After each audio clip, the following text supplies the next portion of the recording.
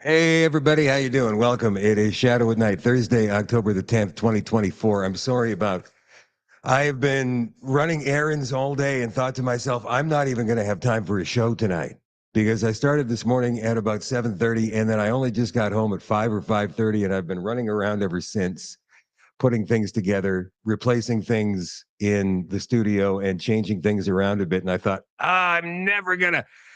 And I had a guest tonight who ghosted me sometime this afternoon, said, I'll call you later. Never did. And so to get some material together for the show tonight. And I had an inspiration. And so, yeah, we're going to do a show tonight. It might be a little bit more disjointed than it normally is, but it's still a show. We're still here all together at 8 o'clock Central for the Shadow at Night live stream, which is brought to you by Canada Nano Silver, CanadaNanoSilver.com. The lozenges, people are complaining. Got a sore throat, can't talk. It's that time of year where something is going around out there, something they want you to get a shot for. You don't need that. You just need vitamin C, vitamin D. You need the good stuff, man. And the silverceutical technology is definitely the way to go to ward this stuff off. And the lozenges, they really work to make you feel better, not just your throat, but you all together.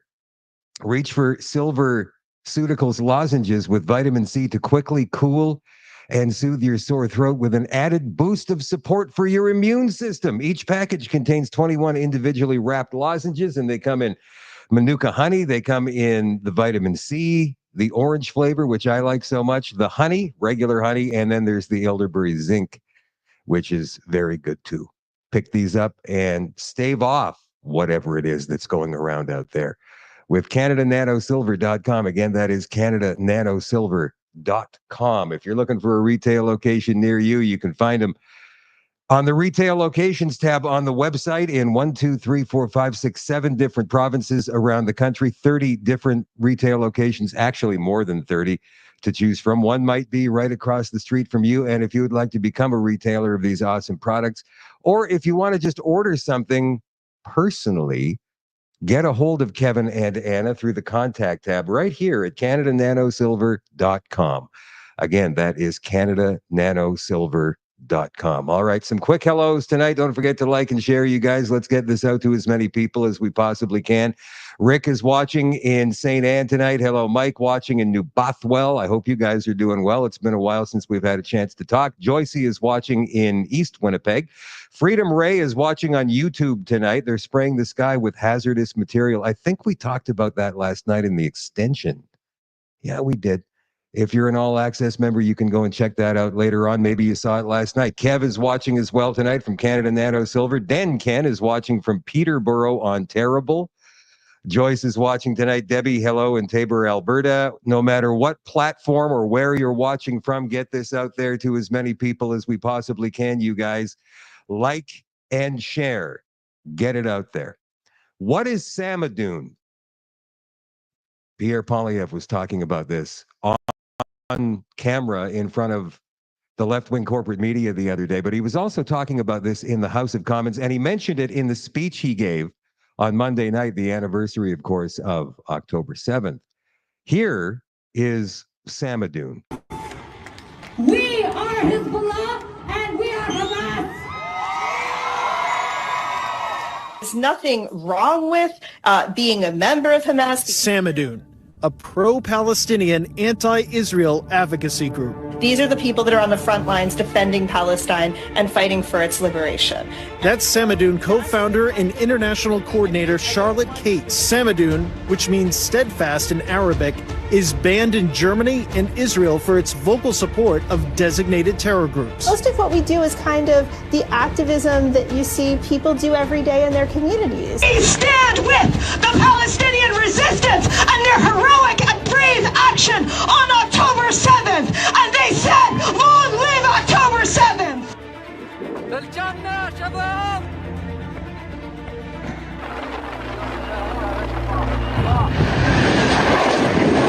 Without warning, violence and chaos erupts in the Middle East.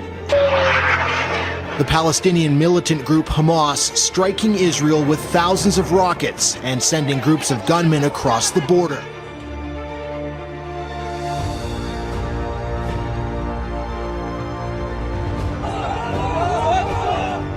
So we see the fascist newspaper saying we are here to celebrate the 7th of October. Well, yes, we are here to celebrate the 7th of October. What do you say to those individuals who were at a concert that did not have a weapon?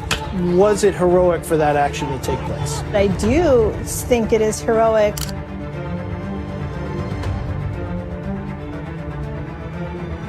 Photos online show Kate's, who has endorsed several groups Canada considers to be terrorist organizations, accepted a Human Rights Award on August 4th from the Iranian government.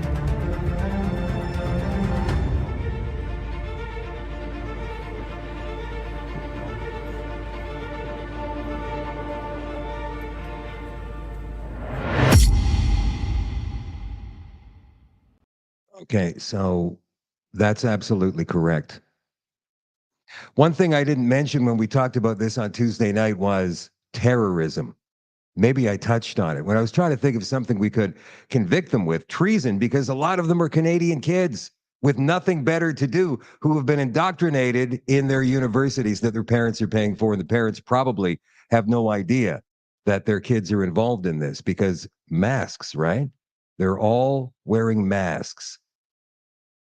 As a matter of fact, we're going to show you a video in just a couple of seconds. It's Harrison Faulkner from True North, TNC.news, going to a university, I think he's at U of T in Toronto, interviewing kids about what they feel regarding October 7th. And you're going to see some pretty horrible stuff. Indoctrination. These kids have absolutely no idea what they're talking about. They're spouting rhetoric that comes from only one side. And when you ask them questions about it, they can't answer because they don't know. All they're doing is just regurgitating rhetoric. Look at this story here. Speaking of TNC.news, Iranian brothers convicted in the United States moved to Canada, granted new names by the government of Ontario. Two brothers United States authorities had convicted for skirting sanctions on Iran by exporting restricted materials back to their home country, managed to legally resettle in Canada after their sentencing with new identities. What the hell is, Polyev said something very interesting in the House of Commons the other day. I'm not sure what exactly it was in regards to because there's so many things. But he said, "What is the matter with you people?" Maybe it was the drugs. I think it was probably the drugs. And then he was reminded by the chair, by the Speaker of the House, to address his remarks to the Speaker and not to the other side. You're not supposed to speak face to face in the House of Commons. Mr. Speaker, what is the matter with you people? And he pointed like that, and he's right. According to documents obtained by Global News, Iranian brothers Emin and Arash Yusufjam were sentenced for using shell companies to illegally export sensitive manufacturing equipment back to their home country of Iran while living in Michigan in 2021. Beginning in 2015, the two brothers and a third conspirator in Iran operated a shell company, Austin General Trading, to conduct what is known as a cross-stuffing scheme. They would purchase and export restricted materials from U.S. manufacturers, hiding that Iran was the real destination of the exports and using banks located in foreign countries. The contents would first be transported to the United Arab Emirates, where they would be moved from their original containers and then illicitly reshipped to Iran, a ploy referred to as transshipping. Following their conviction, they returned to Ontario, where they had lived previously. Upon arriving, the two applied to have their names changed to Amin and Arash Cohen. Cohen, isn't that a Jewish name? How ironic is that? A request that was ultimately granted by the Ontario government in April of 2022. According to government records, during the time of their application, both were still serving out the remainder of their sentences, which included a supervised period of 1 year following their release, as well as a form of parole. Harrison Faulkner of TNC is a great young broadcaster, and here he is. I believe he's on the campus of the University of Toronto. Deadly terror attack that took place in Israel that resulted in 1,200 dead Israeli civilians and 200 hostages taken. Since then, a full year of war has raged in that region, resulting in tens of thousands of civilian lives lost. Certainly a very solemn day and a very sad day for many people.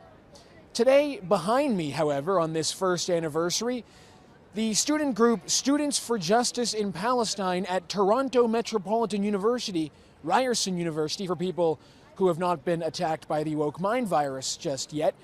Well, today is a vigil for Palestinian martyrs taking place. It's part of a week-long campaign by the students at TMU and students at the University of Toronto over what they call the Week of Rage. But it doesn't appear to be a week of rage on behalf of all civilian lives lost. It happens to be a week of rage specifically for the Palestinian lives lost. As they say on Instagram, 1 year of genocide and the world will continue to hear us. They will continue to hear our cries and our screams of rage. They will continue to call for Palestinian liberation and for this institution to end its complicity in the Zionist entity's war crimes. So they are blaming TMU for playing a role in alleged Israeli war crimes. We're here to ask students at this university what they make of a vigil for Palestinian martyrs on October 7th, the day which is very solemn indeed. We want to see if they think this is in good faith. We want to ask them what October 7th means to them. And we also want to see if we can speak to some of these organizers here to better understand why they chose this day to honor Palestinian martyrs. Let's hear what students have to say. Israel has completely destroyed the education in Gaza. Children are unable to go to school or have an education because they are Palestinian. Shame! I don't think there's any Palestinian victims of October 7th. I think the real victims are the Israelis. 1,200 Israelis who were killed on the morning at 6:30 in the morning. I was in Israel last year. I saw it firsthand. I had to wake up at 6:40 because there was a rocket that landed a kilometer away from me. Put my life in danger. Innocent Israelis were kidnapped. There's still 120 hostages out there. I hope they're all freed. This is blatantly disrespectful to put on a day like this. Cannot believe it. Absolutely disgusting. Yeah. What do you make of some of the scenes we've seen over the weekend at Yonge and Dundas, a very large protest for the Palestinian cause, and people, they've obviously picked this day to advance their message. What do you make of that? I think today is a day to condemn what's been going on, not with any of this, but to see the true hate that's been brought to a day like this where we're supposed to remember our victims that have been killed, that have been taken hostage, that are still 120 in Gaza. Innocent Israelis woke up being killed in the by morning. Israeli government, by the way. They're bombing their own hostages. Free Palestine! Sure. Anyways, we have so much rockets being sent today to Israel. There's people who are just wanted to go visit their friends' graves today because they ended up dying on October 7th, and they had to, be sheltered from rockets all over their head. And it hurts me. It hurts me to see this. It hurts me to see this. Yeah. This is not about October 7th only. Every casualty is a casualty. Every life lost is a life lost. And I am against life loss, any lives that are being lost. But the idea that one side gets to get away with thousands of lives lost, and the other side is still fighting to survive. Like, this is this right now is not about like comparing. This is about like how the past year we have lost kids, 50,000. I'm sorry if I get emotional, but just in the past year, it is not right for anyone on Israel's side to die as well. It's not right for any kid to lose their lives, but why is it okay for them to take ours? Okay, I'm going to stop it right there. Let me interject here and ask the question, why is this particular movement so important to these white Canadian kids, these suburban Canadian kids? Shouldn't they be more focused on their own lives and launching a successful career or a successful relationship or whatever their goals are, instead of being sidetracked by what's going on in a place they've probably never been to because they've been indoctrinated somehow in those universities? And I don't know exactly how it's being done. Is it being done through the faculty? Is it being done through student groups on campus? Is it just being done through general conversation on campus, lunch conversations, classroom conversations?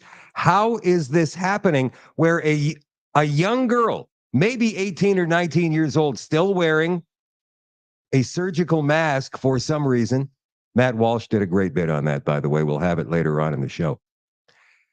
Still wearing a surgical mask and going, oh, and by the way, what does she know about it? What does she really know about it? Does she know because she's been there? Or does she know because she's been fed this information from somebody on campus? I think what we need to do, Harrison Faulkner is right in going to this campus and talking to these kids and trying to get their perspective. And I'm happy he found some kids who were actually willing to talk without spitting on him or doing the usual Antifa things. But maybe it's time we get together with some undercover James O'Keefe style reporters and see if we can infiltrate some of these groups on campus to find out exactly what the hell is going on. Because if I'm a parent paying for the educations of these kids, I want my money back. What does October 7th mean to you? October 7th means to me when the world finally started seeing the injustice and the genocide on Palestinians.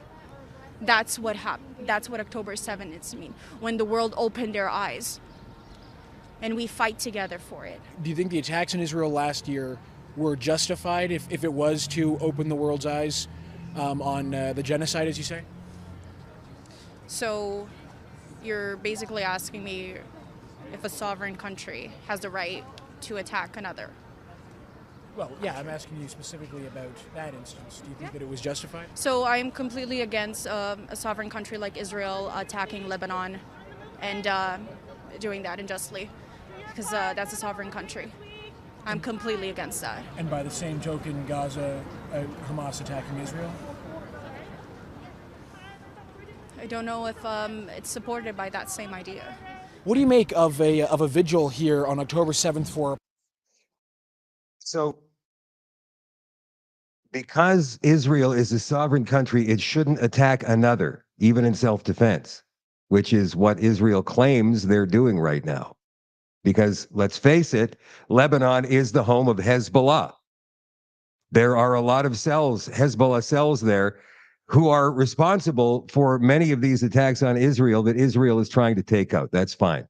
That's fine. They're defending themselves. At the same time, they're also taking out a lot of innocent lives over there. They shouldn't be, and displacing several more, thousands and thousands and thousands of people. It's a mess in the Middle East.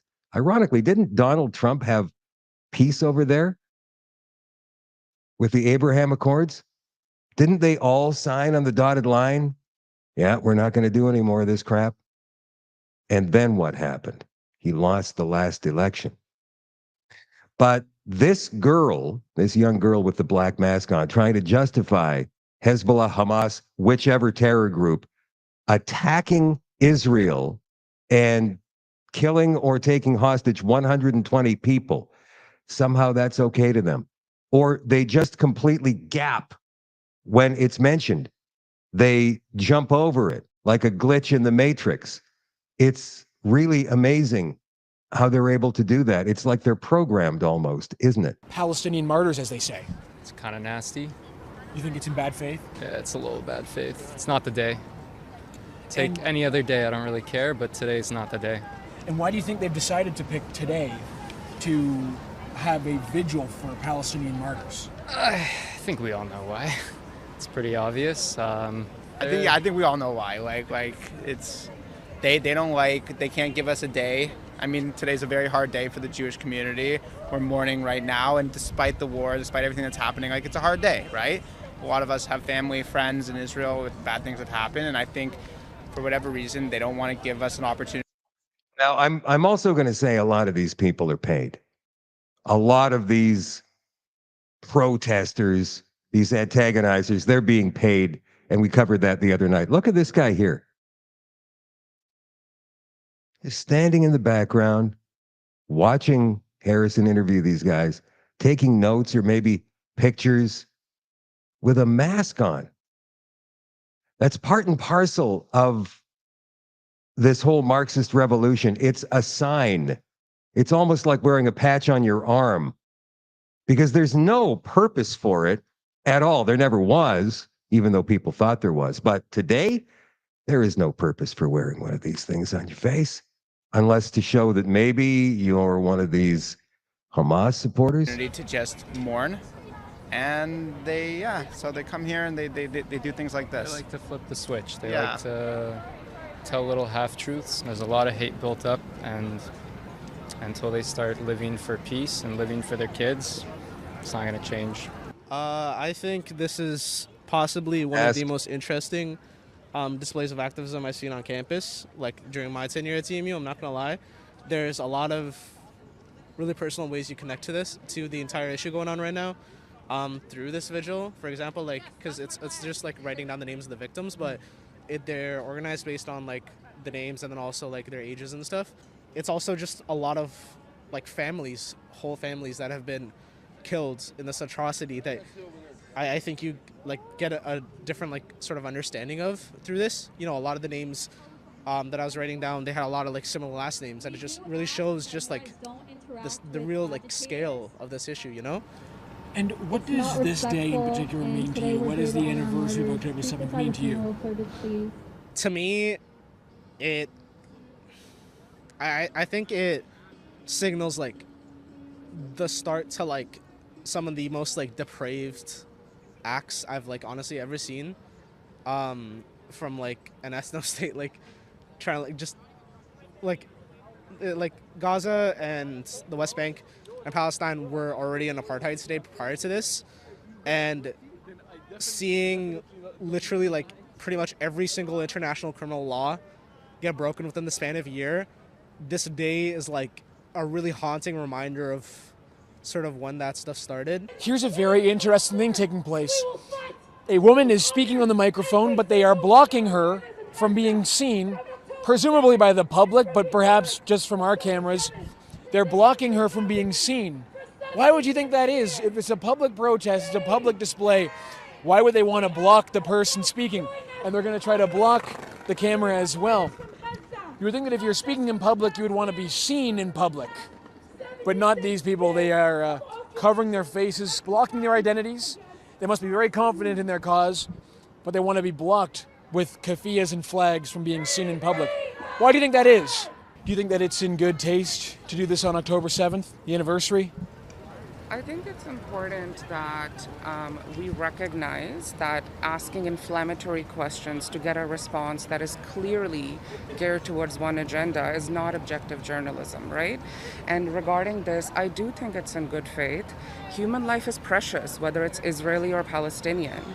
But right now we're talking about over 7 decades of oppression of Palestinian people recognized by Oxfam, UNICEF, United Nations, other arms. And if we do want a peaceful resolution, it is going to come from us asking and showing people that Palestinian life is also valuable, just as Israeli life is, just as a Canadian life is. That's all we're trying to do here. Do you think it's in good taste on October 7th? Yeah, I do. You do? Why is that? Because it was devastating what happened to the people. On October 7th for the Palestinians or the Israelis? I don't know too much about it, but I'm pretty sure a lot of Palestinians died. All right, well, you were... She doesn't know. She doesn't know. She that young girl that he was just talking to there, she is ripe for indoctrination. And don't think those people don't recognize that, because they do. They see that. She's already kind of leaning. A lot of Palestinians died, maybe? She's already leaning towards their side because she hears that chatter, chatter, chatter going on in the background all the time. And she thinks, well, there must be something to this. And she's young and she's gullible and she is more than ready to be a part of the crowd. The crowd she perceives to be the cool crowd. Maybe that's how it's done. Moving on. TD Bank pleads guilty to Bank Secrecy Act and money laundering conspiracy. What? From justice.gov in the United States, TD Bank pleads guilty to Bank Secrecy Act and money laundering conspiracy violations in $1.8 billion resolution. TD Bank, that's Toronto Dominion Bank, by the way, the 10th largest bank in the United States, and its parent company, TD Bank U.S. Holding Company, pleaded guilty today and agreed to pay over $1.8 billion in penalties to resolve the Justice Department's investigation into violations of the Bank Secrecy Act and money laundering. They pleaded guilty to conspiring to fail to mention an anti-money laundering program that complies with the BSA, failed to file accurate currency transaction reports and launder money. TD Bush pleaded guilty to causing TDBNA to fail to maintain an AML program, blah, blah, blah, blah, blah. $1.8 billion fine for TD Bank. And do you think it's going to affect them? Probably not. Oh, wow, I can't believe we got off with only a $1.8 billion fine. From the New York Post, the Department of Justice may seek Google breakup after landmark antitrust victory. Unlawful conduct. Ooh, this can't be anything but good news. The Justice Department said it's considering whether to ask a federal judge to order a breakup of Google's online search monopoly, a move that could upend the big tech firm's entire business model. The feds pointed to a forced divestment of Google's Chrome browser, its Google Play App Store, or its Android operating system as among the potential behavioral and structural remedies to address the company's unlawful conduct. There are monopoly laws in the United States, but they never get enacted. I wonder why that is. Here, Mr. Senator, we'll give you $20 million to keep your effing mouth shut. I'm down with that. Doesn't matter whether you're R or D. And the same goes for politicians everywhere, and that kind of thing needs to stop. But let me ask you a question here quickly before we finish off with this story. If you were a politician, and I want you to answer honestly here, if you were a politician of any stripe, I don't care what party, or maybe you're an independent, and you're sitting in the House of Commons or the legislature in your province or the legislature in your state, and a lobbyist comes to you and says, you know what, Bill or Susan, I got a proposition for you. I need to pollute the lake that my plant is on, but regulations say I can't do that. Can you help me out a little bit? Well, I don't know. How can I help? Turn the other way. Don't see what I'm doing over here. Don't listen to any complaints that people might come to you with. Well, what do I get for it? $10 million? What would you do with that? I think it's a valid question. It's the same thing as me asking you or you asking me, if you had $10 million, let's say you won $10 million in the lottery or something, would you stay and fight this battle that we are fighting right now to save our country? Or would you just F off and take your family someplace else, safe for now? Understanding this is a worldwide problem. This is not just a Canadian problem. Because I know a lot of families that have just gotten out of the country altogether. They don't want to be here because they see what's coming. And Canada has obviously been one of the first to fall. Canada and Australia, in my opinion, and the European Union by now is lost. And if the Americans go down, if they elect Kamala Harris, that's it for the world. Not to be a gloomy Gus. What would you do about that?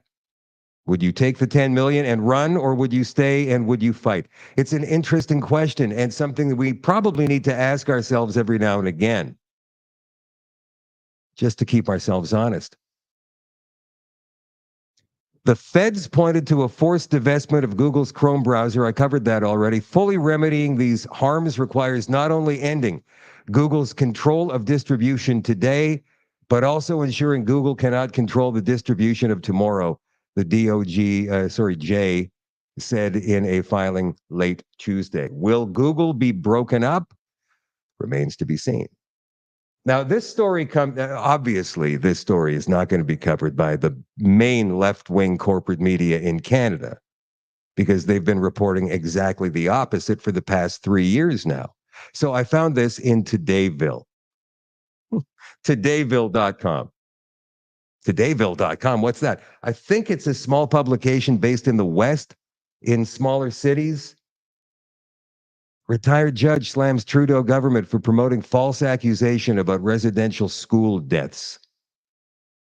There he is there, retired Manitoba Judge Brian Giesbrecht. We should get Brian on the show at some point. You know, it's a shame that there's still so many people who are willing to say things under their breath to their friends, to their family, or to me. You know, let's say I walk into a store. I did this today.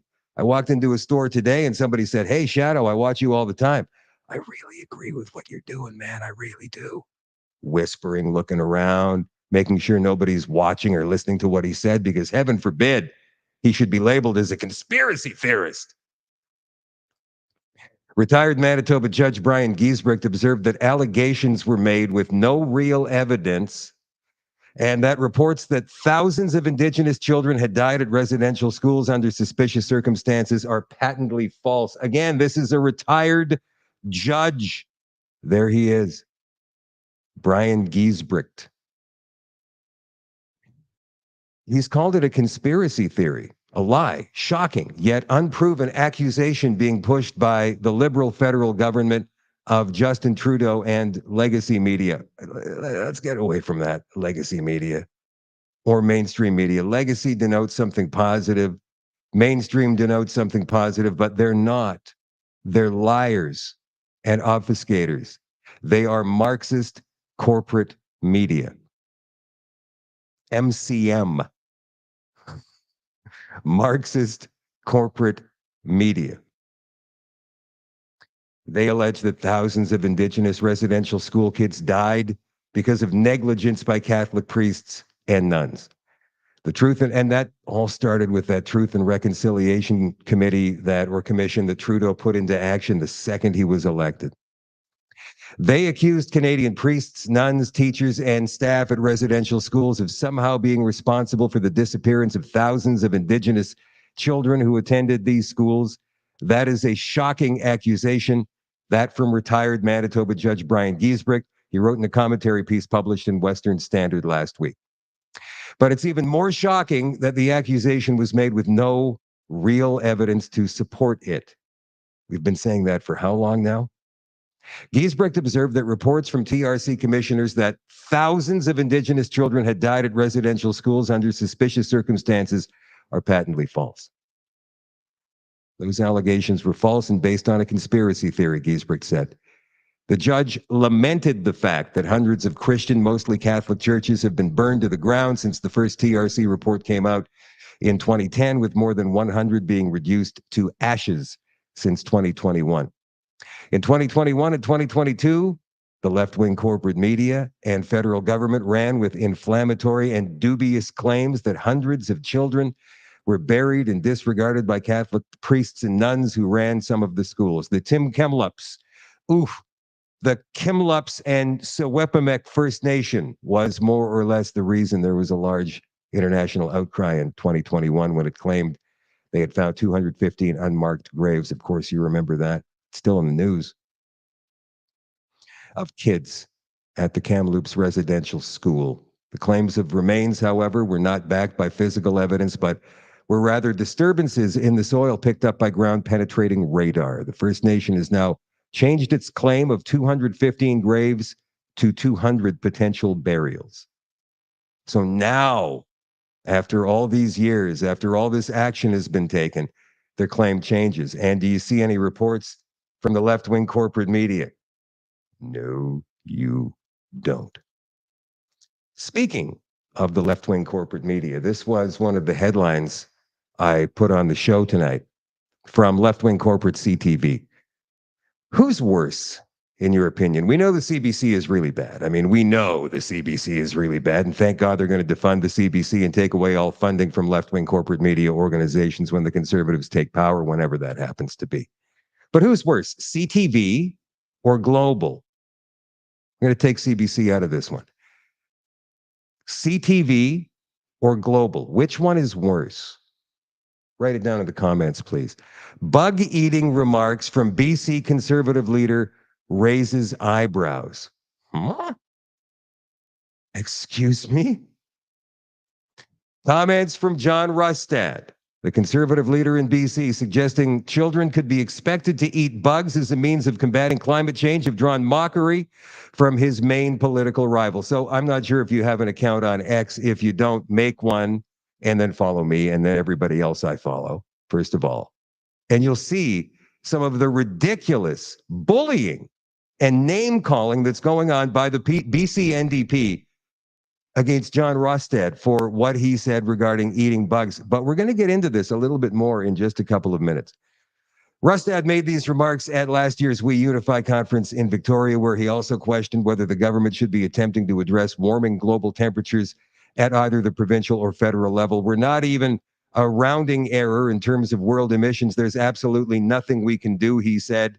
There's absolutely nothing we can do as a country. He is absolutely right on that. I don't know what the obsession is. Oh, wait a minute. It's the Green Slush Fund.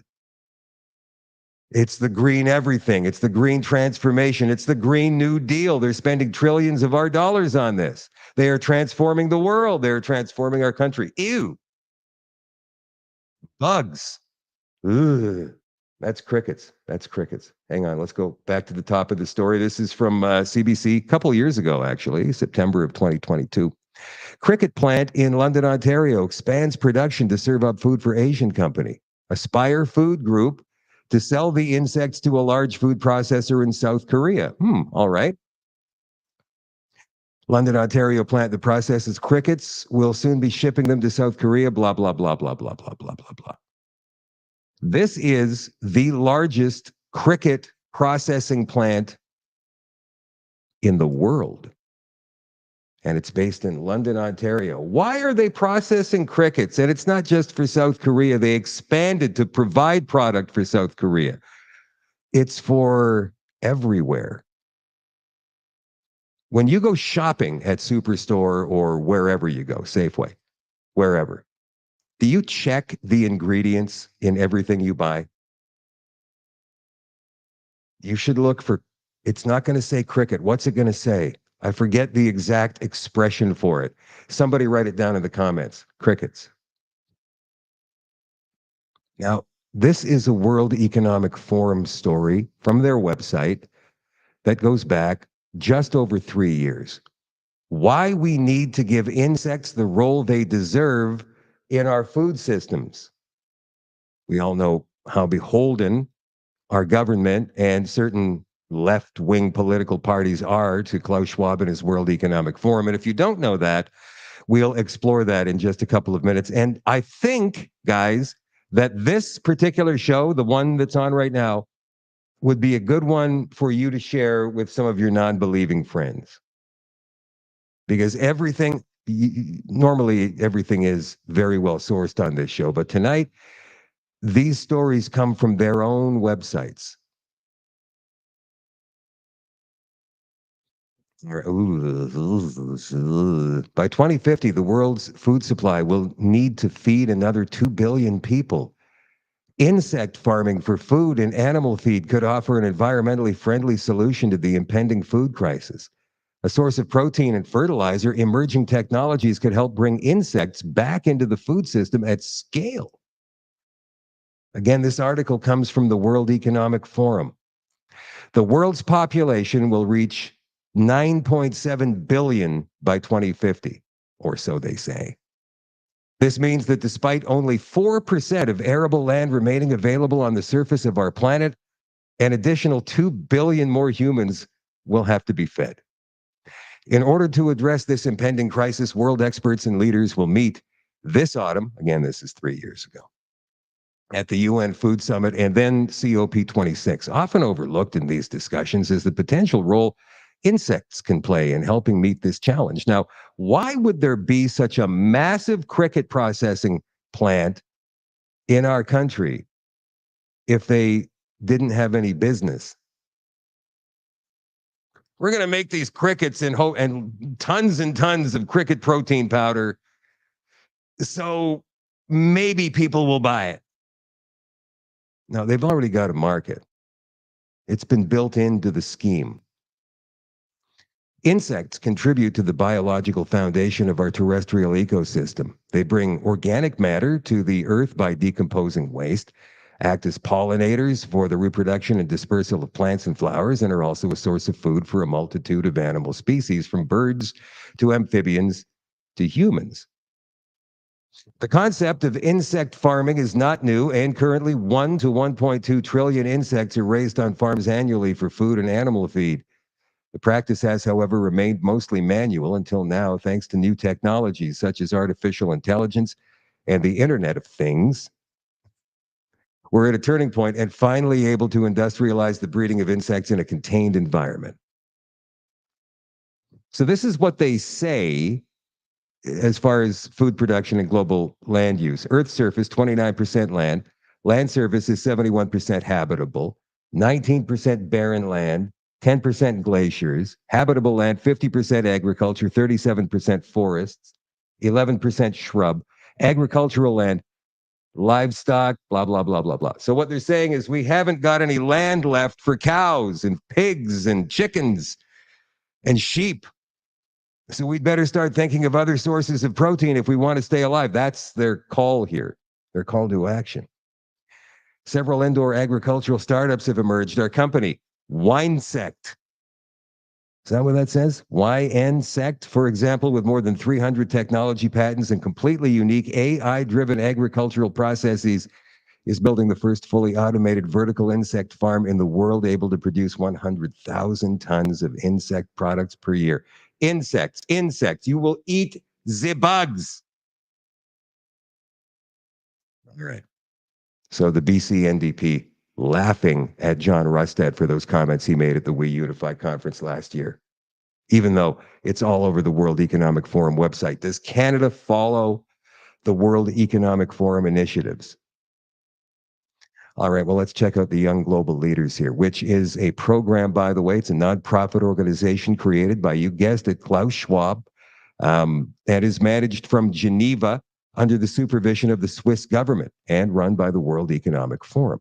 The program was founded by Schwab in 1992 under the name Global Leaders for Tomorrow, was renamed to Young Global Leaders in 2003. Schwab created the group with $1 million, won from the Dan David Prize, blah, blah, blah, blah, blah.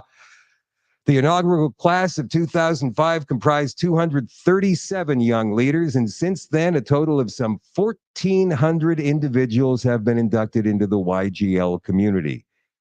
These 1,400 individuals are the problem these days. Who are they? Well, here's this. This is all on Wikipedia.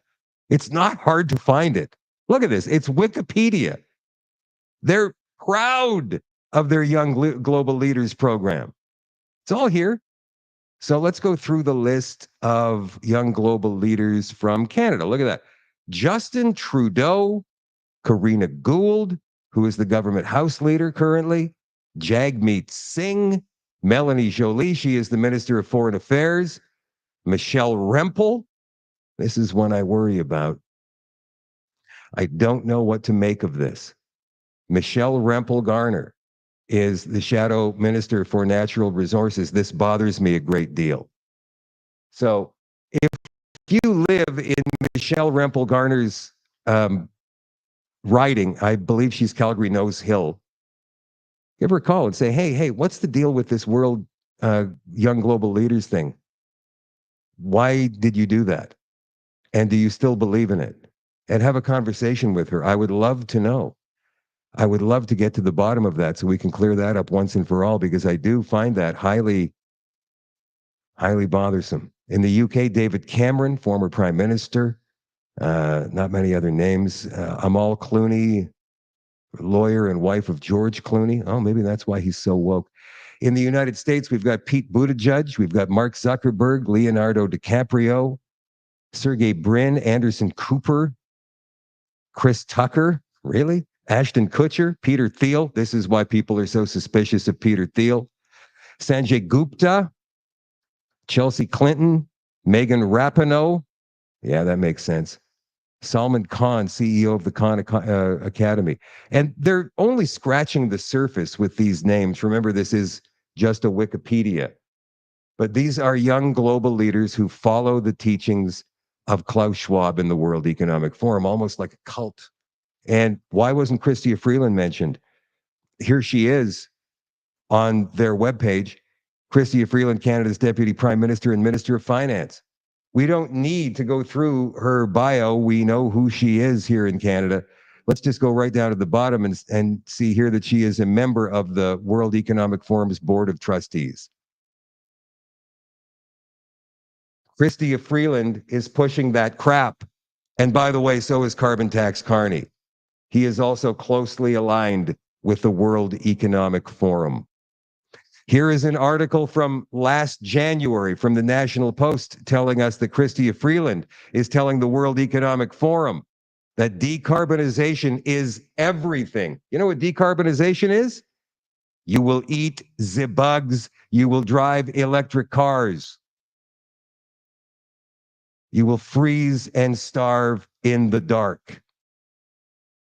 Somebody please tell this woman to start wearing pants.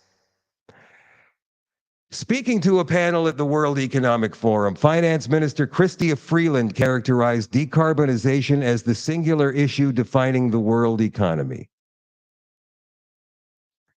I think we are living in a moment that is comparable only to the Industrial Revolution itself in terms of energy transition and the way we need to retool all of our manufacturing. Mr. Speaker. She says we have to hustle. We think this is the moment that cement is being poured for the new economy.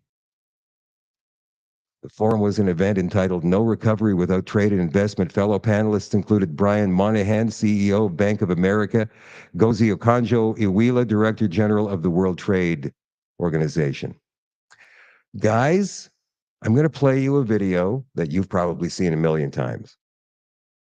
But once again, this show, as I pointed out a few minutes ago, is for you to play, at least this part of it, for you to play to your non-believing friends.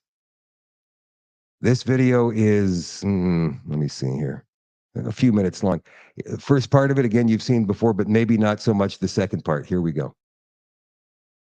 This notion to integrate young leaders is part of the World Economic Forum since many years. When I mention now names like Mrs. Merkel, even Vladimir Putin and so on, they all have been young global leaders of the World Economic Forum. Mm-hmm. But what we are very proud of now, the young generation, like Prime Minister Trudeau, President of Argentina and so on, that we penetrate the cabinets.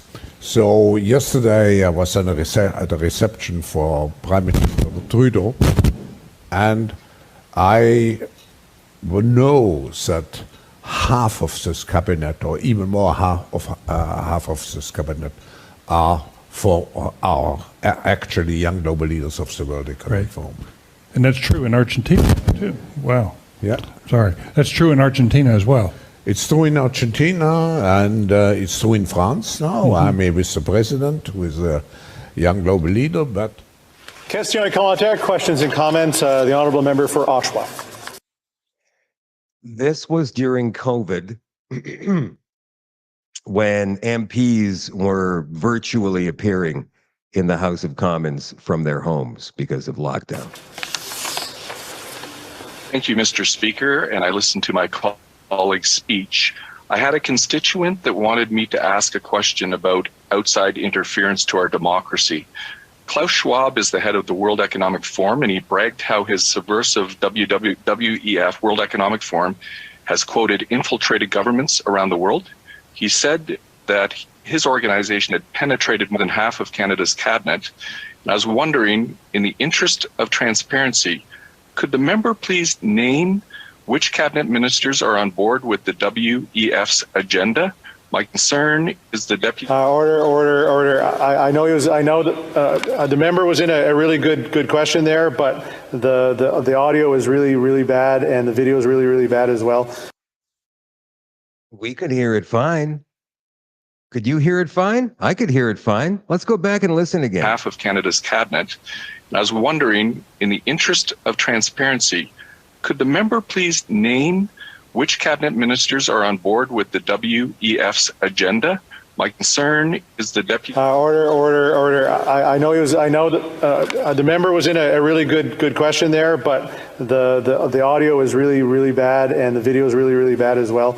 And I apologize. I don't know if the member. Okay, let's try again. The honourable member for Timmins James Bay. Mr. Speaker, that member was promoting open disinformation. That's not debate. We have to call out disinformation. Okay, that's Charlie Angus, the idiot NDP who's retiring, and will not run for his seat in the next election. It's on video, Charlie. I played it. It's been spliced together. Klaus Schwab said that he has penetrated half the cabinet of Canada. It is not disinformation. You, sir, are disinformation.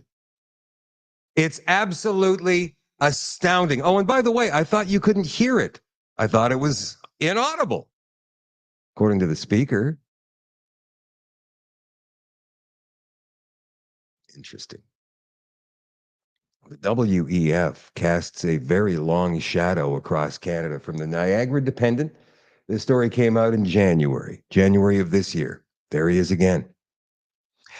Last week, 3,000 business, academic, and government leaders met at the World Economic Forum's International Conference, blah, blah, blah, blah, blah.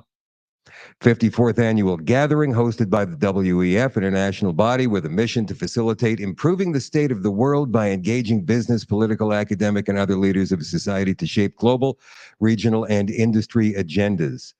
Klaus Schwab is the founder and co-author of The Great Reset and COVID-19. The Great Reset, he is center stage at Davos. You guys know all of this, but again,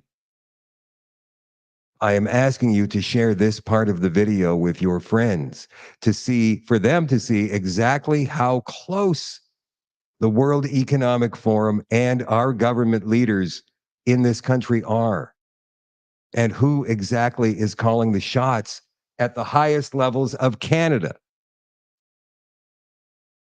That's the point. If you say to me, I saw this video months ago, well, I can tell you I saw that video years ago. I'm playing it again because people ask me all the time, Shadow, how can I talk to my non-believing neighbor or my son who thinks I'm a conspiracy theorist?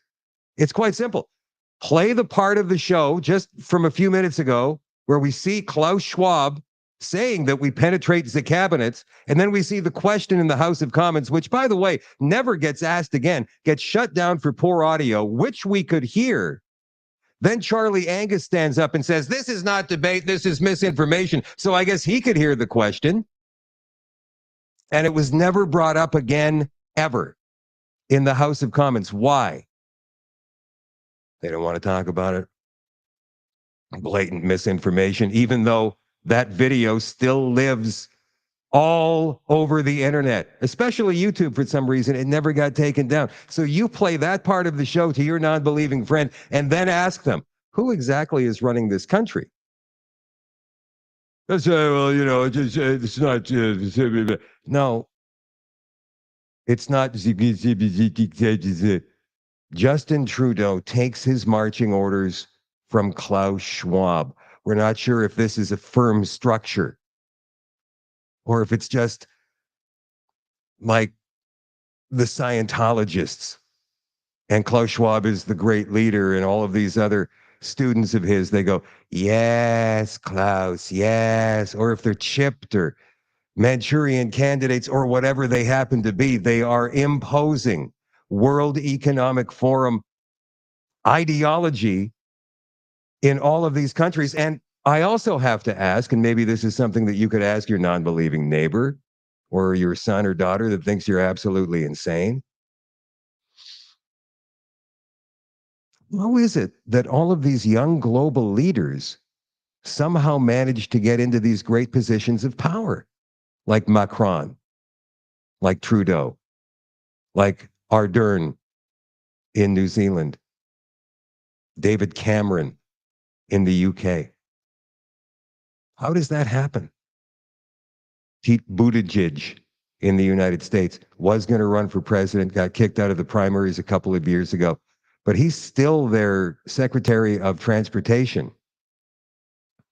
He's influential in cabinet in the United States. Why are all of these people able to get into these positions? I know what you're writing down in the comments without even looking, because they're selected, not elected, right? That may be true. Or maybe it's a magician's choice as to the reason these people get elected. It's this or that. How'd they do that? That's absolutely amazing. Look at this. There's a website called therealwomenofcanada.ca, and they write, Canada influenced by the World Economic Forum. Whenever political elites are confronted with ideas or concepts that contradict or oppose their narrative, they quickly try to dismiss the idea by calling it a conspiracy theory or misinformation. This is done to discredit the idea in order to prevent it from gaining public support. This strategy was used in regard to the possibility that the World Economic Forum has influenced some high-profile Canadian politicians. On the evidence, there is no longer any doubt this is a fact. And they go into the explanation that I just gave you. We have penetrated the cabinets. Realwomenofcanada.ca. Go and check out that website. Trudeau government considered using the term heatflation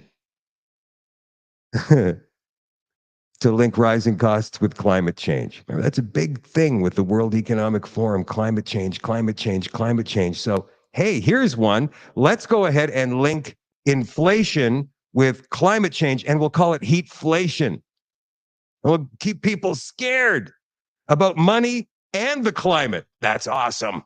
Documents show the Trudeau government considered using the term heatflation to associate inflation and the rising costs of living with so-called climate change, but ultimately rejected the idea following unfavorable polling. That story came from LifeSite. And yeah, we're going to show you some video here, guys, of the monster hurricane that hit Florida, Hurricane Milton, it's called. We're going to go ahead and run some of these.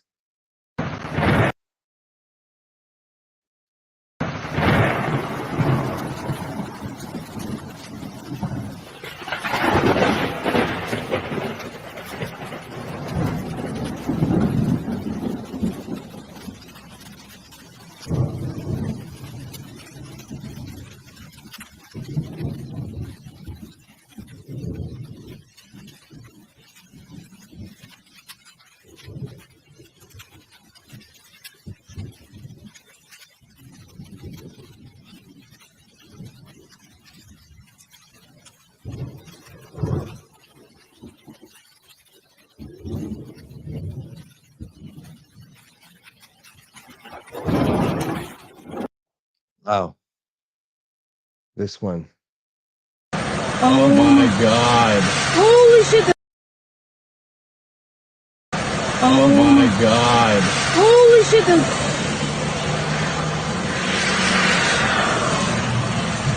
We need to go check on Heather and Curtis. Oh my God. Holy shit.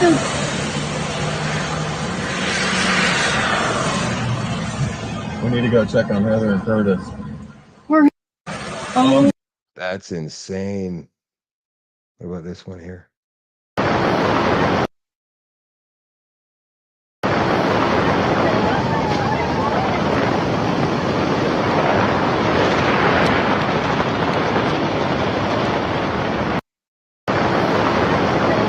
Yeah, so even as they struggle with the fallout from this, we're hearing that the Kamala admin, it's not the Kamala admin, this is from naturalnews.com. It's not the Kamala admin, at least not yet. Hopefully it never does become the Kamala admin.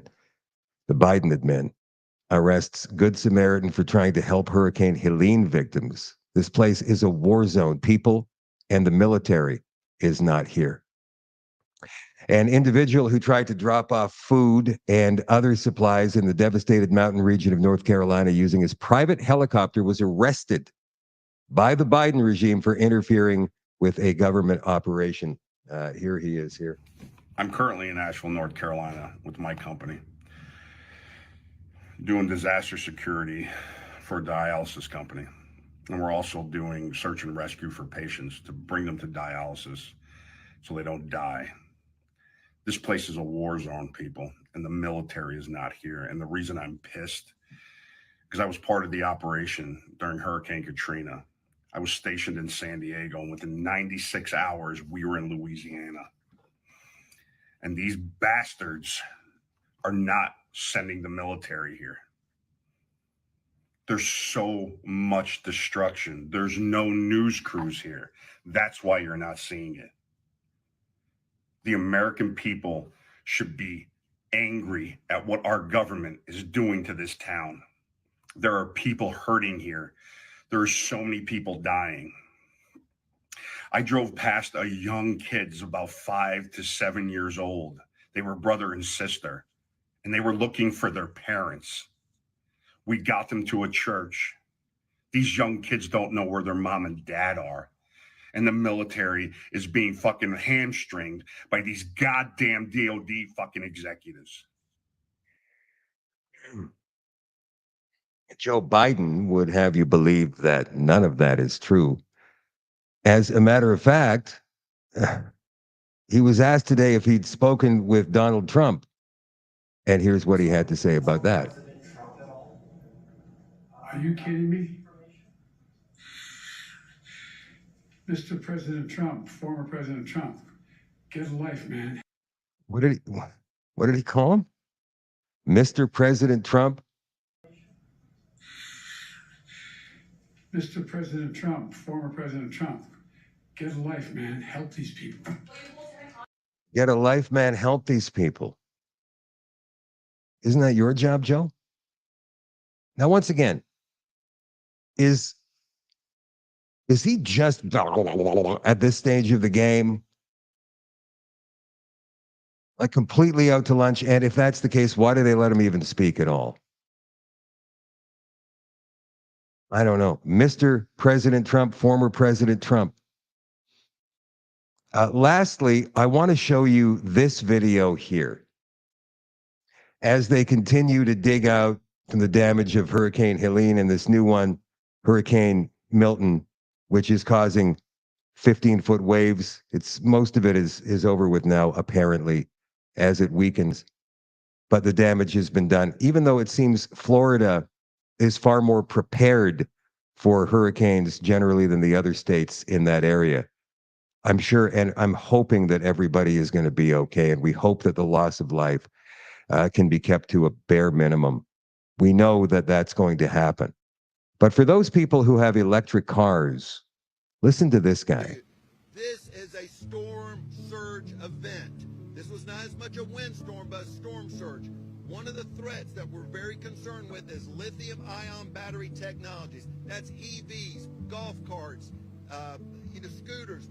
These devices do not mix well with salt water. We've had 16 fires already in the Pinellas, Tampa Bay area from EV-related flood effects where the device has caught fire, and we had some circumstances where the house is actually burned down. The EVs, about 6 of them so far, have set houses on fire. If you own an EV, if it did have flooding, the best thing you could do is call your insurance company and then have it towed away. The tow truck operators will have a safe place to take it while your claim is being settled. You know, that makes me wonder, because in Canada, we use salt a lot of the time on our roads in the wintertime, right? Like there's salt and then there's sand. They use the salt, they put the salt down and then they put the sand down because the salt will melt the ice a little bit, then they put the sand down so the sand stays, and they get a little bit better traction on some of these city roads, bridges, and whatnot. So, and you know this because maybe you've had rust on your vehicle because of the salt or the undercarriage of your vehicle, and they want you to get the True Coat. You got to get the True Coat. But how would that salt interact with a lithium battery in an electric car in Canada with prolonged exposure?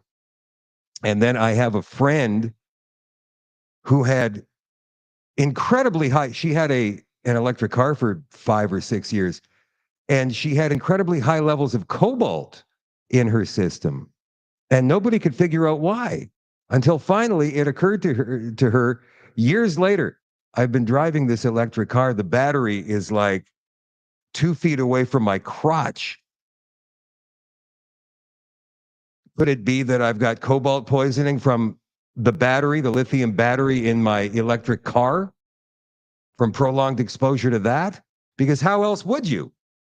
She didn't live next to a cobalt mine or a lithium mine. It wasn't like that. And I find that very interesting. All right, you guys, that's it for the social media part of the show tonight. I will be back on Monday. There's no show tomorrow night. I'll be back on Monday. I know it's Thanksgiving, but I'll be back on Monday night for another Shadow at Night live stream. I'll also see you in Niverville for the next information session on the Winnipeg Metropolitan Plan, Winnipeg 2050. We're going to be at the Niverville Friendship Center between 1 and 4 that afternoon. Ken Drysdale, Ken Lee, and myself will be there. Hopefully you will be there as well. I believe that capacity for that particular venue is only about 300, so get there as quickly as you can. We've had well over 300 for the first 2 events we've done, and so we don't want to leave anybody standing out in the cold. So get there early. Niverville Friendship Center, starting at 1 o'clock on Saturday afternoon. It is another info session regarding the Winnipeg Metropolitan Region Plan 2050. I will not be doing a show tomorrow night. I'll be back Monday night. Yes, Thanksgiving Monday at 8 o'clock Central for another Shadow at Night live stream. And we'll continue on with the extension for all access pass holders on shadowdavis.com in just a couple of minutes. I love you all. I appreciate you all. And I will see you soon.